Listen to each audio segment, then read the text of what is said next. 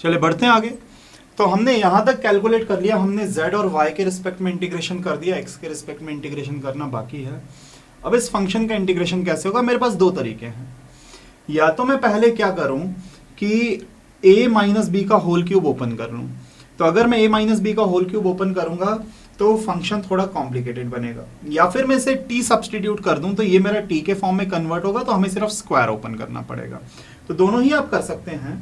तो अगर t substitute करेंगे तो फिर आपको लिमिट भी चेंज करना पड़ेगा। तो हमने सीधा होल क्यूब ही ओपन किया। a minus B whole cube का फॉर्मूला होगा a क्यूब जो कि होगा 64 माइनस बी क्यूब जो कि होगा 8x क्यूब। इसके बाद आएगा प्लस 3 इंटू ए इंटू बी का हो जाएगा स्क्वायर माइनस 3 इंटू ए इंटू बी ए स्क्वायर और इंटू में क्या हो जाएगा बी। तो ये हमने फॉर्मूला लगा के ओपन कर दिया। थोड़ा सा सिंप्लीफाई करेंगे, 0 से 2 मेरी अभी भी लिमिट है, 15 बाहर है dx, अभी इंटीग्रेशन हमने नहीं किया। तो चलिए बढ़ते हैं आगे। अब इसे सिंप्लीफाई करेंगे तो 15 0 से 2 मेरी लिमिट है, x स्क्वायर है। इसके बाद 64 माइनस 8x क्यूब। अब 2 का स्क्वायर होगा 4, 4 इंटू 4 होगा 16, 16 इंटू 3 कितना हो जाएगा 48x स्क्वायर माइनस 2 इंटू 4 का स्क्वायर 16, 16 इंटू 2 होगा 32, 32 इंटू 3 करेंगे तो क्या हो जाएगा 96x, और बाहर अभी x स्क्वायर भी है और dx। अब आप मल्टीप्लाई करेंगे x स्क्वायर को, 0 से 2 लिमिट, तो 64x स्क्वायर माइनस 8x की पावर 5 प्लस 48x की पावर 4 माइनस 96x क्यूब और dx। अब आप x के रिस्पेक्ट में करेंगे integration. 64x cube upon 3, x की पावर 6 अपॉन 6, x की पावर 4 अपॉन 4, सॉरी x की पावर 5 हो जाएगा, इंटीग्रेशन करेंगे तो 5 अपॉन में भी क्या आएगा 5 और माइनस 96 x की पावर 4 अपॉन 4, ये इंटीग्रेशन हो गया। लिमिट हमारी क्या है 0 से लेके 2 है और बाहर 15 मेरा बचा हुआ है। कुछ कैंसल आउट हो रहा है तो ये 4 हो जाएगा, ये 3 हो जाएगा और यहाँ पे 24 हो जाएगा, इतना है। अब आगे बढ़ते हैं, लिमिट को पुट करेंगे हम। तो जैसे ही लिमिट पुट करेंगे देखिए 15, पहले मैं लिख देता हूँ, मेरे पास 64 अपॉन 3x क्यूब है। इसके बाद मेरे पास माइनस 4 अपॉन 3x की पावर 6 है प्लस 48 अपॉन 5x की पावर 5 है और माइनस 24x की पावर 4 है, इतना है। लिमिट हमारी अब 0 से 2 है। तो पहले अपर लिमिट पुट करेंगे 15, 64, अपर लिमिट 2 का क्या हो जाएगा, 2 का क्यूब होगा 8 इंटू में 8 अपॉन 3 माइनस 2 की पावर अगर आप 6 पुट करेंगे तो सीधा सीधा क्या हो जाएगा 64 अपॉन 3। इसके बाद प्लस 48, 2 की पावर 5 पुट करेंगे तो क्या हो जाएगा 32 अपॉन 5 और माइनस 24 इंटू 16। लोअर लिमिट आपको पुट करने की जरूरत नहीं है। कैलकुलेशन करने के लिए आप यहां पर से कुछ कॉमन ले सकते हैं। तो 64 आप कॉमन ले लीजिए, 15 आपने 64 कॉमन लिया तो इधर बचेगा 8/3, इधर बचेगा 4/3, इधर 64 कैसे कि 32, इधर से 2 आप कॉमन लीजिए तो 24 अपॉन 5 बचेगा और इधर से 64 कैसे 16 और 4 इधर से निकालो तो 4 जब गया तो इधर बचा 6, इतना हो गया। तो 15 इंटू 64, 8/3 और 4/3 क्या बचेगा 4/3 प्लस 24 अपॉन 5 और माइनस का 6। तो अब आप लीजिए एलसीएम। एलसीएम क्या आएगा 15, कितना हो जाएगा 20 प्लस 24 इंटू 3 हो गया 72 माइनस क्या हो जाएगा 90। तो ध्यान से कैलकुलेशन सिंप्लीफाई करेंगे तो ये 15 से 15 कैंसल आउट हो गया, तो मेरे पास आ रहा है 64, ये हो जाएगा 92 माइनस 90 हो गया 2, तो फाइनल आंसर क्या निकल के आ जाएगा 128 आ जाएगा। तो पहले हमने y और z के रिस्पेक्ट में इंटीग्रेट किया तो ये फंक्शन हमारे पास बन के तैयार हुआ। फिर मैंने a minus B whole cube का फॉर्मूला लगा के इसको एक्सपैंड किया, एक्स स्क्वायर को मल्टीप्लाई करके, फिर हमने इंटीग्रेशन किया। बाकी कैलकुलेशन है, बहुत ध्यान से कैलकुलेशन करेंगे तो सही आंसर निकल के आ जाएगा। चलिए आते हैं नेक्स्ट कॉन्सेप्ट के ऊपर, ग्रीन्स थ्योरम की बात करते हैं। अब क्या है ग्रीन्स थ्योरम? ग्रीन्स थ्योरम को ही यूज करके हमें इस क्वेश्चन को इवैल्यूएट करना है, इसको सिंप्लीफाई करना है।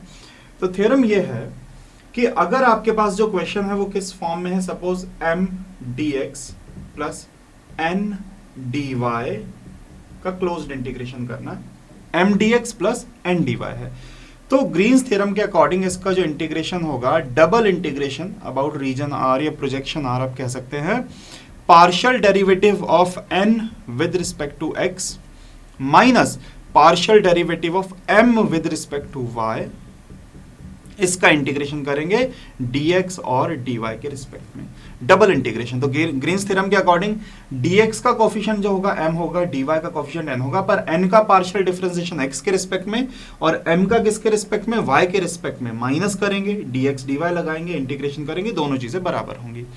तो अगर आपको इस चीज को सिंप्लीफाई करना है तो ग्रीन्स थ्योरम के अकॉर्डिंग मैं यहां पर ये वाला रिजल्ट अप्लाई करूंगा।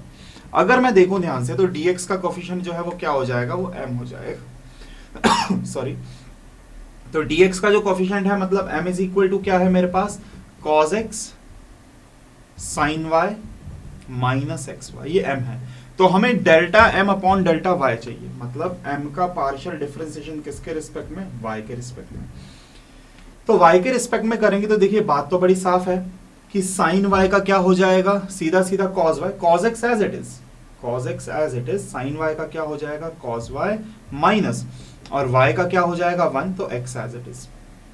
n की वैल्यू की बात करो तो dy का कोफिशिएंट, तो n मेरे पास कितना है, dy का कोफिशिएंट है sin x cos y। अब हमें n का डिफरेंशिएशन पार्शियल करना है x के रिस्पेक्ट में, मतलब मैं delta n upon delta x निकालूंगा, तो साइन का क्या हो जाएगा जी, cos x और ये cos y। अब इनकी ये जो delta m by delta y मैंने निकाला है और delta n by delta x निकाला है मैंने, इन दोनों की वैल्यू यहां पर हम पुट करेंगे। तो चलिए पुट करते हैं, तो हमारे पास आंसर निकल के आएगा डबल इंटीग्रेशन। लिमिट की मैं अभी बात करूंगा, लिमिट क्या होगी, फिलहाल मैंने r लिख दिया है यहां पर, कोई भी रीजन r के about, delta n by delta x की वैल्यू है cos x cos y, cos x cos y minus m की वैल्यू क्या है, delta m by delta y, ये है cos x cos y minus x, cos x cos y minus x dx dy, ये हो गया। अब अगर मैं ब्रैकेट ओपन करूंगा तो आप इस बात को समझ पा रहे हैं कि ये cos x cos y से cos x cos y जो है ये कैंसिल आउट हो जाएगा, बचेगा माइनस माइनस प्लस x, और साथ में क्या है dx dy। तो मेरा जो क्वेश्चन हो गया वो सिर्फ इतना हो गया कि x dx dy।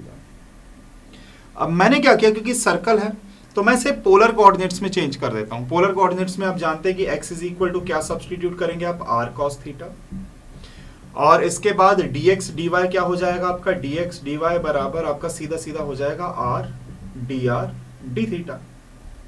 सब्स्टिट्यूशन करेंगे, r की लिमिट क्या है, रेडियस ऑफ सर्कल क्या है, तो आपका होगा सर r तो आपका 0 से लेके कहां तक जाएगा 1, और थीटा आपका कंप्लीट रेवोल्यूशन के लिए कहां से कहां तक जाएगा, 0 से लेके 360 डिग्री मतलब 2 पाई। तो ये अब हम लिमिट लगाएंगे, तो पोलर कोऑर्डिनेट्स में चेंज कर देते हैं।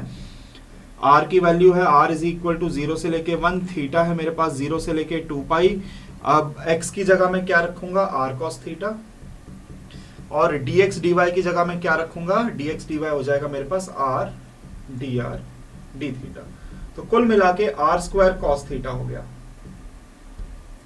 dr d थीटा है, लिमिट r 0 से 1 तक है, थीटा 0 से 2 पाई तक है, इतना हमने बना लिया। तो जैसे मैं r स्क्वायर का इंटीग्रेशन करूंगा तो क्या होगा, तो आप कहेंगे सर r क्यूब बाय 3 होगा, 0 से 1 है लिमिट।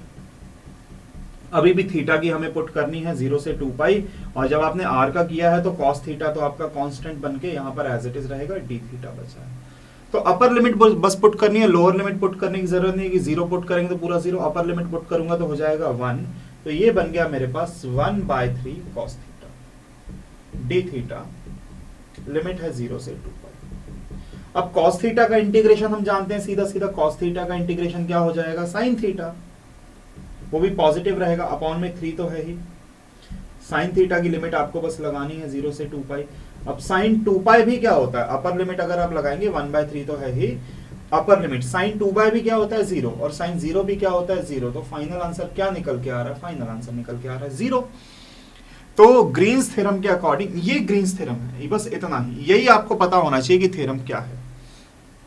इंटीग्रेशन करने के बहुत सारे तरीके हमने M1 में बहुत सारे तरीके हमने पढ़े हैं, डबल इंटीग्रेशन, लाइन इंटीग्रेशन या सरफेस इंटीग्रेशन, वॉल्यूम इंटीग्रेशन, कैसे पोलर कोऑर्डिनेट्स में चेंज करना है, सारी चीजें हमने पढ़ी हुई हैं। पर फिर भी m dx plus n dy है तो ये ग्रीन्स थ्योरम के अकॉर्डिंग इसके बराबर होगा। तो आप m और n तो सीधा सीधा पहचान लोगे, तो delta n by delta x और delta m by delta y निकालना कोई बड़ी बात नहीं है, बहुत आसानी से आप पार्शियल डिफरेंशिएशन करके निकालेंगे, वैल्यू पुट करेंगे, सिंप्लीफाई करेंगे, आ गया। अब मैंने इसे क्या कर दिया, मैंने इसे चेंज कर दिया, हालांकि हम नहीं भी करते तो भी आंसर आता। x की वैल्यू कहां से कहां तक आप जानते हैं कि x की वैल्यू निकालेंगे तो y 0 रखेंगे, तो x तो आपका 0 से 1 आ जाएगा, और y की लिमिट आपको चाहिए तो y कहां से कहां तक आ जाएगा, 0 से लेके कहां तक, under root of 1 minus x square तक। आप पुट करके देखिए आपका आंसर निकल के आएगा, पहले x के रिस्पेक्ट में इंटीग्रेशन, फिर y के रिस्पेक्ट में इंटीग्रेशन। तो ये भी हम कर सकते हैं, लिमिट हम लगा सकते हैं, पर मैंने क्या किया इस बार, मैंने पोलर कोऑर्डिनेट्स में चेंज करके किया, तो भी हमारा आंसर निकल के आ जाएगा।